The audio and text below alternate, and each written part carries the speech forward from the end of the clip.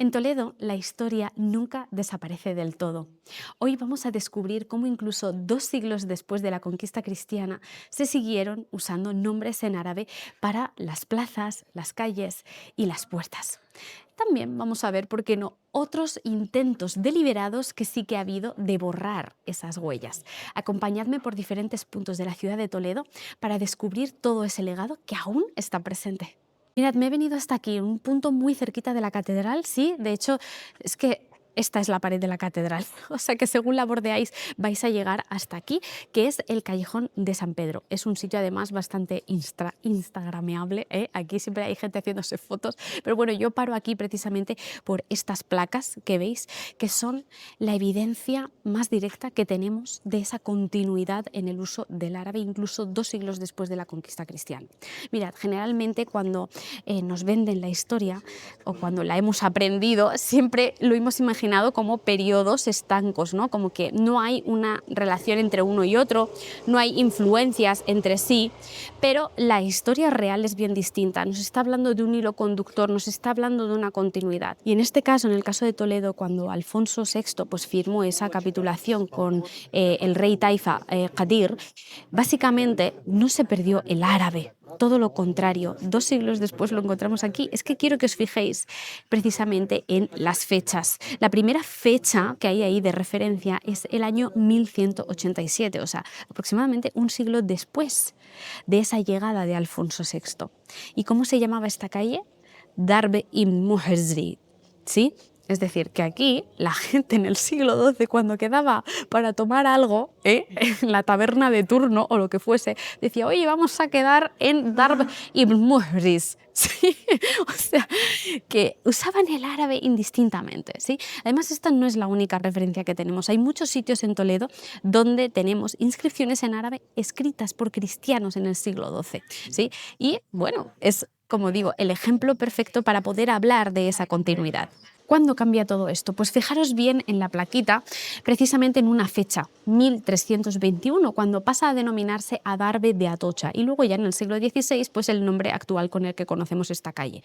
Por eso digo, el árabe cae en desuso a finales del siglo XIII, pero hasta entonces todos indistintamente tenían ese conocimiento del árabe, incluso los propios judíos. De hecho, es bien sabido que en la Escuela de Traductores de Toledo, los propios judíos incluso hacían ese puente, ¿no?, en esa traducción por tener ese conocimiento también del árabe. Y no es algo nuevo, es que de hecho en Al-Ándalus, precisamente la comunidad cristiana que habitó aquí, ¿no?, que vivía aquí, que era minoría social, se conocían como mozárabes, porque ¿qué es lo que significa el propio término? Cristianos arabizados, es decir, eran cristianos que utilizaban tanto la lengua romance, ¿no?, heredera de esa época visigoda, pero también el árabe. Sin duda alguna, eran bilingües, ¿vale? Así que esto es importante tenerlo presente, el hecho de que el árabe ha formado parte de la historia de España durante muchos siglos, muchos. Estoy de colaboradora en la radio de Onda Cero Toledo todos los lunes en un apartado de historia donde hablamos sobre el legado andalusí, mudéjar y morisco de aquí de la ciudad de Toledo, ¿no? Son episodios pequeñitos, pildoritas, pero precisamente la semana pasada que hablaba de la toponimia hablé de este sitio de aquí detrás justo, que es la Alcaicería, y ya veis por el nombre que de nuevo nos remite al árabe, ¿no?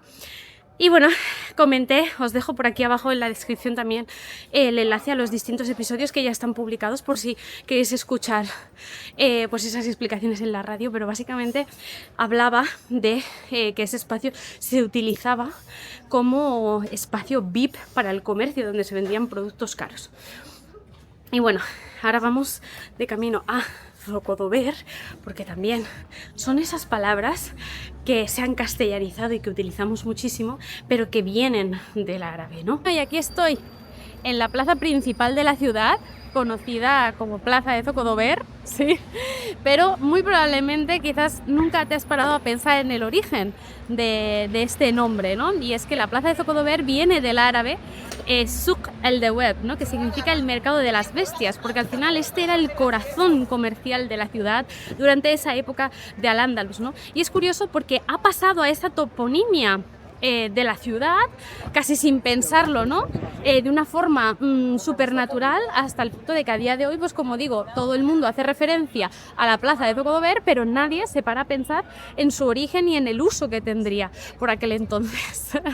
Así que bueno, hay muchos ejemplos de muchas palabras en este sentido que hablan de eso. Pero en concreto yo quería, sobre todo, reseñar no tanto el uso o la utilidad que tenían estos espacios durante la época de Al-Ándalus, que esto es algo que sí que explico más en profundidad pues en la ruta del Toledo Islámico, sino más bien qué pasa con ese legado y si hay continuidad o no tras la conquista cristiana. Por eso quería remitiros al Callejón de San Pedro y también os quiero enseñar una inscripción en árabe hecha por cristianos en una antigua mezquita.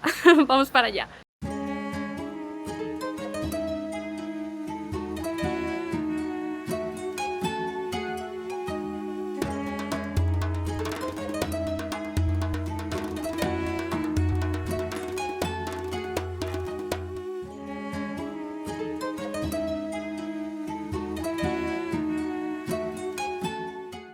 Aquí estamos ya en la Mezquita del Cristo de la Luz, que hay mucho que decir con respecto a su nombre, pero bueno, no me quiero detener en eso.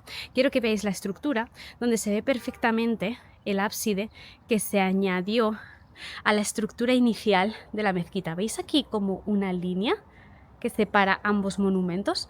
Pues lo que hicieron los cristianos fue reutilizar el espacio, no destruirlo, al igual que los musulmanes habían hecho con otros monumentos anteriores, porque esta mezquita tiene columnas visigodas reutilizadas. Fijaros.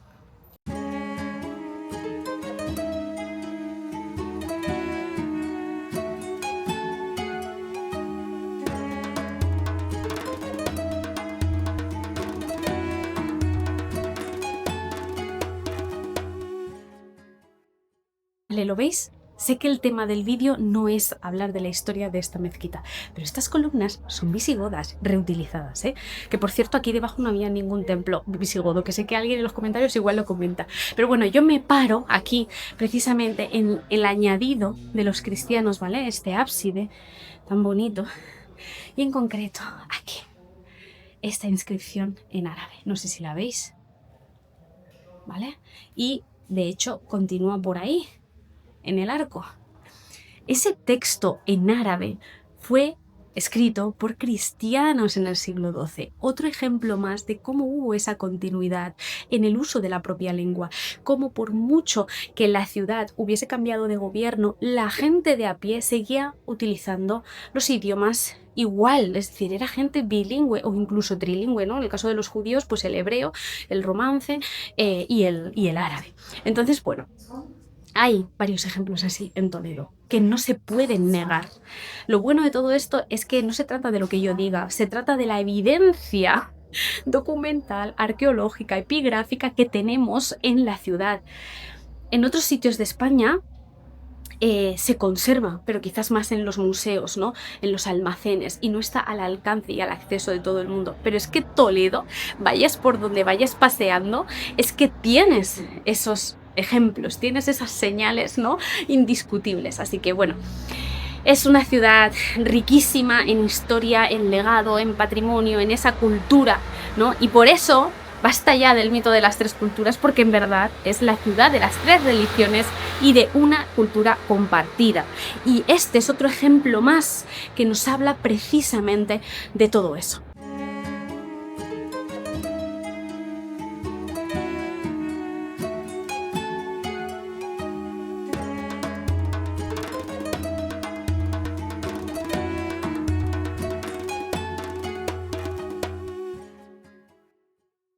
Ya veis, esta inscripción de la iglesia quedó aquí prácticamente medio ocultada hasta el siglo XIX. Y es un ejemplo de cómo no solo se hablaba el árabe, sino que también era una lengua de prestigio que incluso se utilizaba en espacios sagrados como este, ¿no? Como esta mezquita que después se usó como iglesia. Esto cambió con el tiempo y ahora os voy a llevar a la puerta de Valmardón, que también el nombre viene del árabe, precisamente para enseñaros y explicaros mejor qué ocurre siglos después, cuando se intenta borrar deliberadamente toda esta huella. Fijaros dónde está la mezquita y básicamente la puerta la tengo delante de mí.